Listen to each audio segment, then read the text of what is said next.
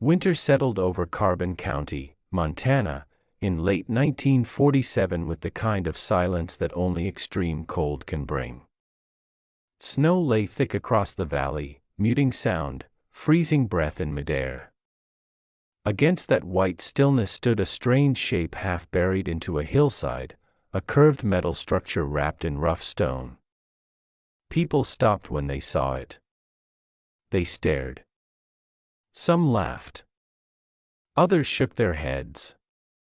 One of the most respected builders in the valley, a man who had raised more than 60 log cabins with his own hands, stood looking at it for a long moment before saying out loud what many were thinking.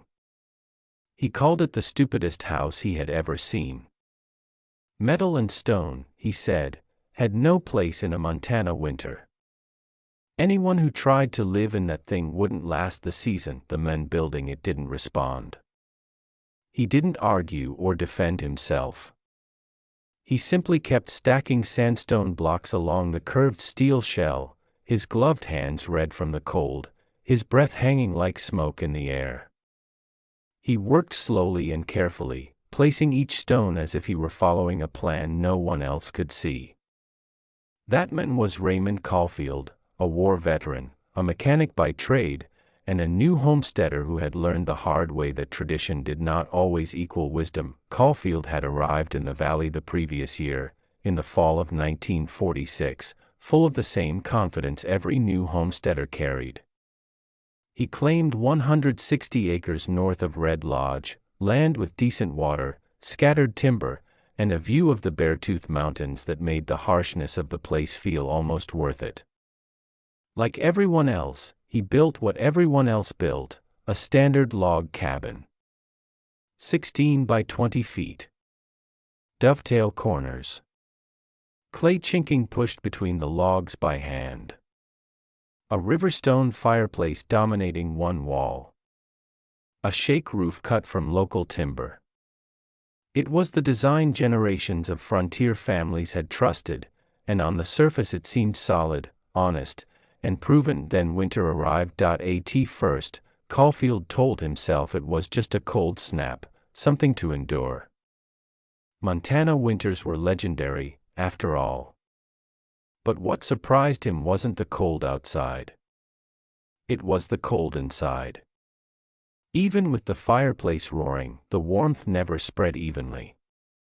Standing close to the hearth, the temperature might reach 60 degrees. Step back a few feet and it dropped sharply. Near the back wall, frost formed on the inside of the logs. The floor was worse.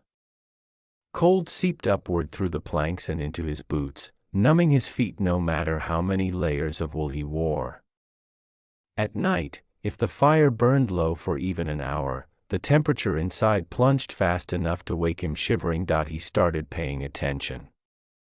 He watched how the heat behaved, how it rose quickly toward the ceiling and vanished, how drafts slipped through cracks in the chinking, how wind pushed cold air straight through the dovetail corners. He noticed condensation forming near the roof, then freezing into thin sheets of ice. By January, the north wall stayed rimed with frost. He stuffed rags into gaps, rechinked with clay mixed with ash, hung canvas to block drafts, and still the cold crept in. None of it fixed the core problem. The firewood told the real story. Caulfield was burning close to 6 cords a month just to keep the cabin barely livable. That meant cutting, hauling, splitting, and stacking hundreds of logs in brutal conditions, only to watch the heat disappear as fast as he produced it. His neighbors told him this was normal. Some families burned even more. It was simply the price of living there, they said. You burned wood and you suffered through winter. That was the way it had always been. Caulfield didn't accept that answer. During the war, he had spent time in Europe, sheltering in old stone buildings that behaved very differently from log cabins. Those structures felt steady. The heat lingered long after fires went out. Temperatures didn't swing wildly. At the time, he hadn't thought much about why. Now, freezing in Montana, he remembered exactly how those places had felt. He began to think about heat not as something you created constantly, but as something you could store. In early 1947, he heard that the Army was selling surplus Quonset huts in Billings. They were steel, half-round structures used during the war to store equipment and house troops. Most locals saw them as barns at best, sheds at worst.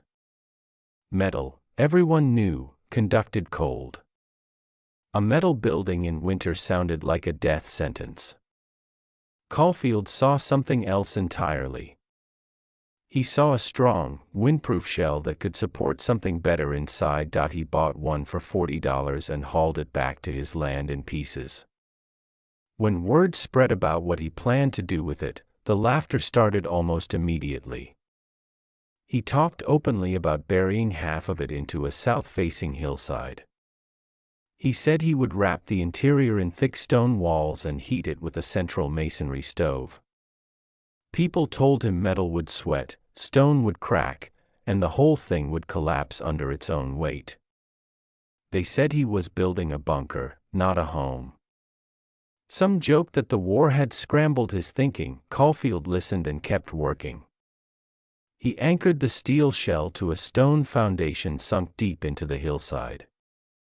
The rear of the structure disappeared into the earth, protected from wind and exposed to the steady temperature below the frost line. The front faced south, open to low winter sunlight. Inside, instead of insulating the metal, he built a second wall entirely. 18 to 24 inches thick, made of local sandstone and limestone, mortared with a mix of clay and lime. This wall followed the curve of the steel shell from floor to ceiling, creating a heavy inner envelope. Between the steel and the stone, he left an open, ventilated air gap so moisture could escape instead of condensing. At the center of the structure, he built the heart of the system, a masonry heater. Unlike a traditional fireplace, this design forced hot exhaust gases to travel through a long, winding flue embedded in stone before exiting the roof. The fire burned hot and fast, but the heat didn't rush out. It soaked into the stone mass, slowly and deeply. The stone walls surrounding the space became a reservoir of warmth, absorbing energy for hours and releasing it gradually long after the fire burned down. By the time fall returned, the house was finished. It looked nothing like a cabin.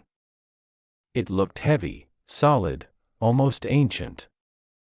When the first snow fell, neighbors predicted he wouldn't last the winter.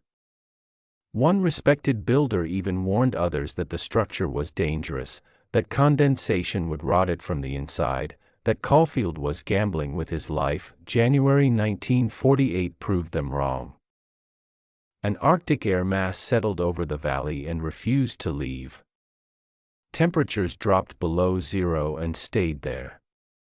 Nights fell to -30, sometimes colder. Wind chills reached levels that burned exposed skin in minutes. Roads drifted shut. Families stayed inside, feeding fires constantly. Even then, many cabins remained barely tolerable. Bedrooms were abandoned. Ice formed on interior walls. Firewood disappeared at alarming rates. Some families ran out entirely and had to seek shelter with neighbors. In the middle of this, people noticed something strange. Caulfield's chimney smoked only a few hours each day. There was no constant plume of desperation rising from it. Curious and worried, a neighbor trudged through deep snow to check on him. He expected to find a frozen man inside a failed experiment. Instead, he found Caulfield outside, calmly splitting kindling without a coat. Inside the house, the air was warm everywhere. Not just near the heater, but along the walls, across the floor, in every corner. The stone radiated a deep, steady heat that felt nothing like a roaring fire. It was quiet warmth, even and constant. The fire had gone out hours earlier, yet the temperature still hovered near 70 degrees. The floor was warm underfoot. The air was dry. There was no condensation, no ice, no drafts. Word spread fast. More neighbors came. Then a surveyor arrived with a thermometer, skeptical but curious. He measured carefully, recording temperatures in different parts of the house. 68 degrees in the center. 64 near the door. 65 along the back wall. Outside, it was -26. He walked to nearby log cabins and measured again. The warmest barely reached the low 50s with fires actively burning. Some were in the 40s. The difference was undeniable. Caulfield's home was not only warmer, it was stable. The temperature barely changed overnight. The firewood consumption told the final story. While neighbors burned 6 to 8 cords that winter, Caulfield used less than 2. He was heating the same space with a fraction of the effort. Even the harshest critic had to admit it worked. The master builder who had mocked the design arrived, measured everything himself, and stood silent for a long time. Finally, he asked to see the plans. After studying them, he said the words that changed the valley's thinking. He admitted he had been wrong. In the years that followed, variations of Caulfield's ideas spread quietly. Some people built stone walls inside log cabins to act as thermal mass. Others adopted masonry heaters. A few experimented with earth-sheltered designs. None of this felt radical anymore. It felt practical. Caulfield never claimed to invent anything. He simply applied basic physics where tradition had failed. Stone stores heat. Radiant warmth spreads evenly. Wind protection matters more than wall thickness. Energy wasted up a chimney is energy you never get back. He proved that survival didn't depend on suffering more. It depended on thinking better. Long after that winter passed, people still talked about the stone-wrapped Quonset hut that everyone laughed at. Not because it was strange, but because it taught a lesson that outlasted the cold. Sometimes the ideas people mock are the ones that quietly work while everyone else keeps feeding the fire. In the spring that followed the brutal winter of 1948, the snow began to retreat from Carbon County in slow, uneven patches. Roofs dripped steadily, creeks swelled, and the valley exhaled after months of cold tension. For most families, spring meant recovery, repairing cracked logs, replacing warped boards, restocking firewood piles that had been burned down to nothing. But for Raymond Caulfield, spring meant something very different. It meant visitors. They came quietly at first. One man would ride over under the excuse of checking fences. Another would stop by, just to talk. But what they really wanted was to stand inside the stone-wrapped Quonset hut and feel what they had only heard about. They touched the walls again and again, as if warmth might vanish if they didn't confirm it was real. They asked the same questions in different ways. How thick is the stone? How often do you burn? What kind of mortar is that? Does the metal sweat in summer? Caulfield answered patiently. He wasn't trying to convince anyone. He had already survived the proof. What surprised him most was how quickly attitudes changed. The same men who had laughed now listened carefully. They didn't apologize outright, but they stopped joking. They started thinking. Winter had humbled everyone, and hunger for better solutions has a way of cutting through pride. Wood had become harder to find. Time and labor had become precious. Anything that promised warmth with less effort suddenly mattered. Howard Picken, the master builder whose opinion carried more weight than anyone else's, returned several times that spring. Each visit lasted longer than the last. He brought paper and pencils. He measured the curve of the wall, the depth of the foundation, the width of the ventilation gaps. He crouched near the base of the stone wall and traced the airflow openings with his finger. He spent hours examining the masonry heater, following the flue path like a puzzle. What fascinated him most wasn't just that the building worked, but that it worked predictably.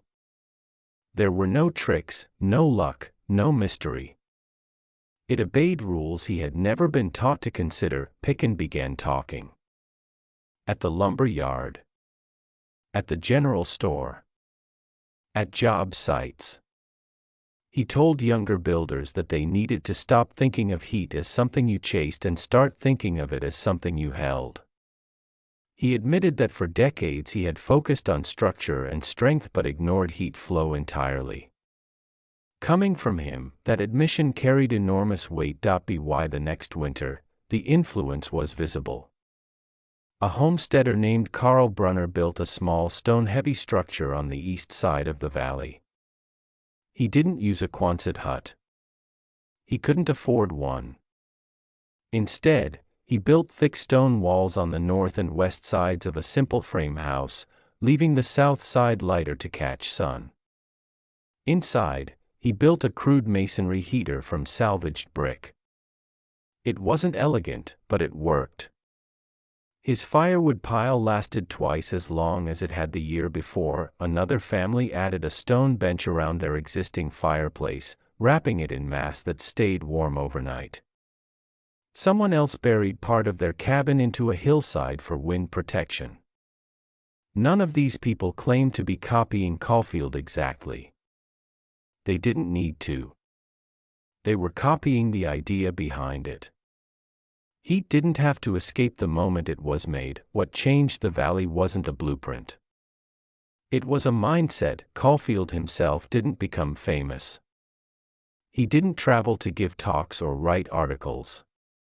He stayed on his land, worked his claim, repaired machinery for neighbors, and lived quietly inside a house that continued to outperform everything around it. Summer revealed another advantage people hadn't expected. While log cabins baked in the heat, his stone-wrapped structure stayed cool and steady.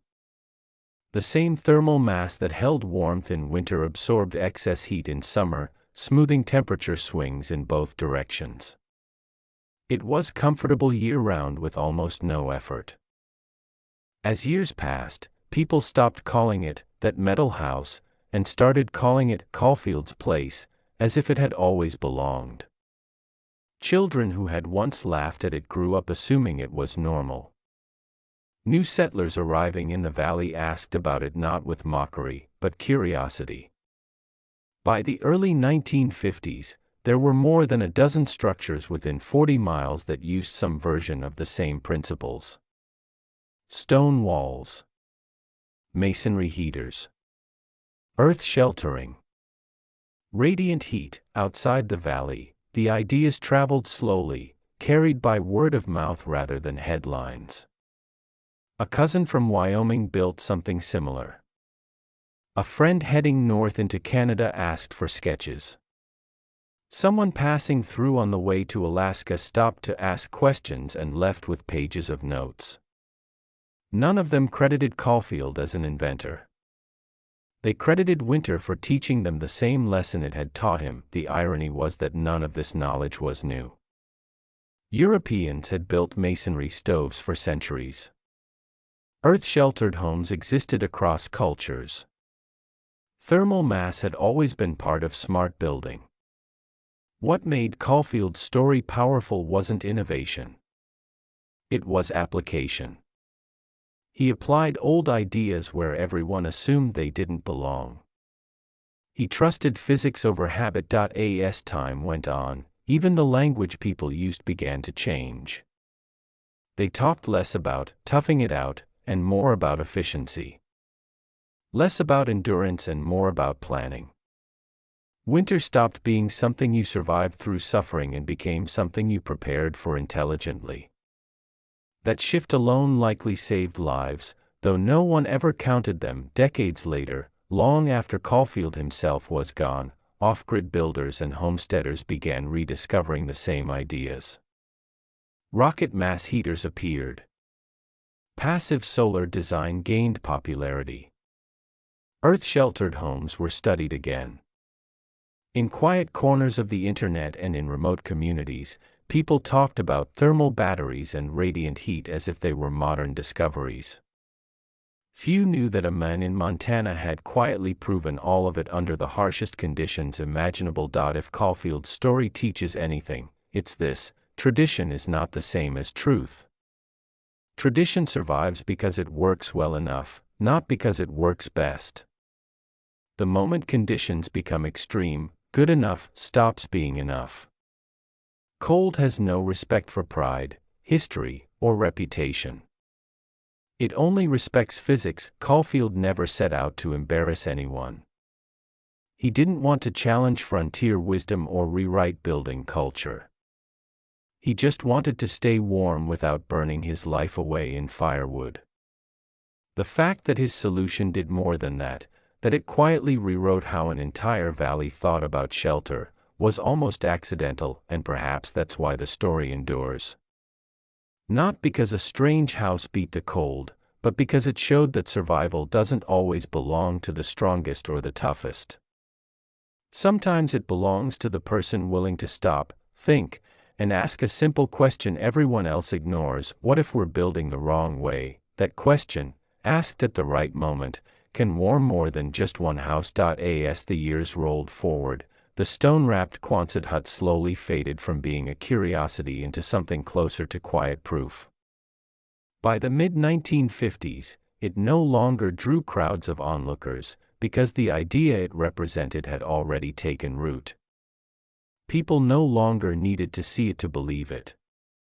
They felt its influence every winter when they burned less wood, slept more comfortably, and woke without frost on the inside of their walls. Caulfield's place stood there, unchanged, doing what it had always done, holding heat without drama, without noise, without constant effort. Raymond Caulfield himself aged the way his house behaved, slowly and steadily. He remained a practical man, never given to storytelling or self-promotion.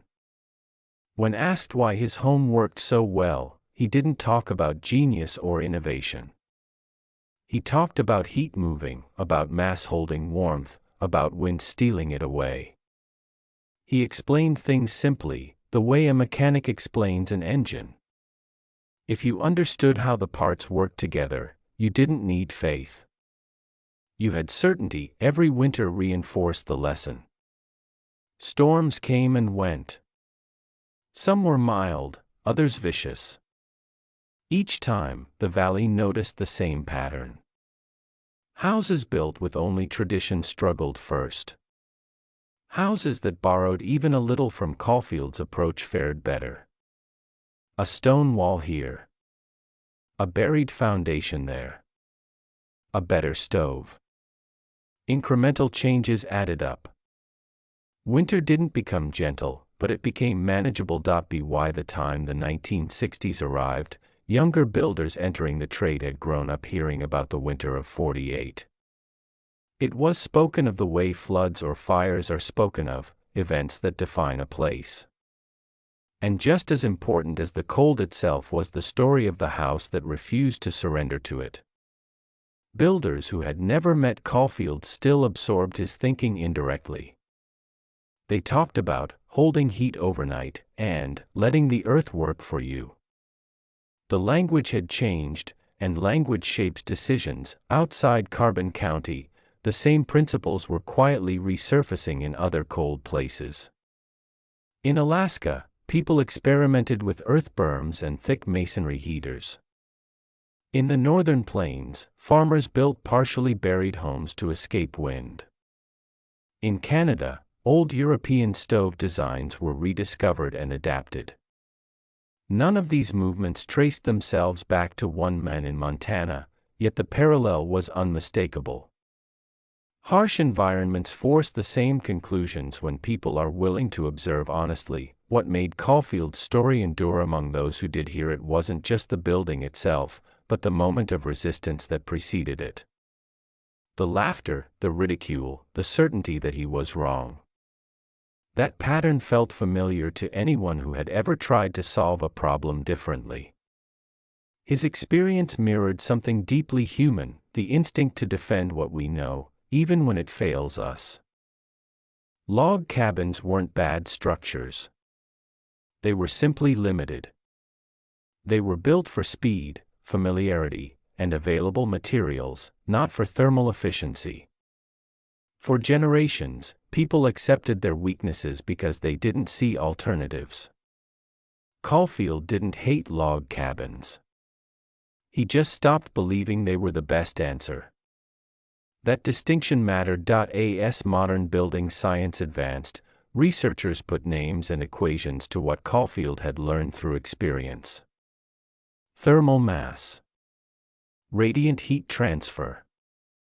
Heat loss through convection and infiltration. Passive solar gain. All of it could be measured, modeled, optimized. But the core insight remained unchanged. Storing heat is often more important than producing it. In quiet moments, long after the valley had stopped debating his choices, Caulfield sometimes reflected on how close he had come to giving up. There had been nights during construction when the wind rattled the steel shell and doubt crept in. He had been alone then, standing inside an unfinished structure, listening to critics echo in his head. The only thing that carried him through was trust, not in opinion, but in observation. He had felt stone walls hold warmth. He had frozen inside log cabins. That contrast was stronger than any argument. The house outlived him. Long after Caulfield was gone, the structure remained, still half buried, still wrapped in stone, still doing exactly what it was built to do. People who lived there after him didn't think of it as an experiment. They thought of it as reliable. Children grew up inside walls that stayed warm without constant fire, assuming that was normal. In a quiet way, that may have been the greatest success of all. In the late 20th century, as energy costs rose and people began questioning modern dependence on constant fuel, the same ideas resurfaced yet again. Architects spoke of passive design. Homesteaders built rocket mass heaters. Designers studied earth-sheltered homes. Articles were written. Videos were made. The ideas were framed as rediscoveries, as if they had been lost. In truth, they had never disappeared. They had simply lived quietly in places like Carbon County, where practicality mattered more than trends. What sets Caulfield's story apart is not that he was the first to think this way, but that he trusted the lesson when it mattered most. He didn't wait for approval or consensus. He didn't need credentials or recognition. He needed warmth, efficiency, and survival. That clarity stripped the problem down to its essentials. When people today look back on stories like his, it's tempting to romanticize them, to turn them into legends of rugged individualism. But the real lesson is quieter and more useful. Progress often comes not from rejecting the past entirely, but from questioning which parts of it still serve us. Caulfield didn't abandon tradition blindly. He tested it, found its limits, and supplemented it with something better. Cold climates remain unforgiving. They always will. Technology can soften their edge, but the laws of physics don't change. Heat still moves the same way. Wind still steals it. Mass still stores it. The earth still offers stability to those willing to use it. These truths were present long before Caulfield and will remain long after modern trends pass. In the end, his stone-wrapped Quonset hut stands as a reminder that intelligence in survival is not loud. It doesn't announce itself with confidence or tradition. It reveals itself quietly, over time, through results. Through warm floors at dawn. Through fires that don't need constant feeding. Through winters endured without desperation. And perhaps the most enduring part of the story is this: the valley didn't change because one man was right. It changed because reality proved him right, day after cold day, until even the loudest skeptics had no choice but to feel the warmth for themselves.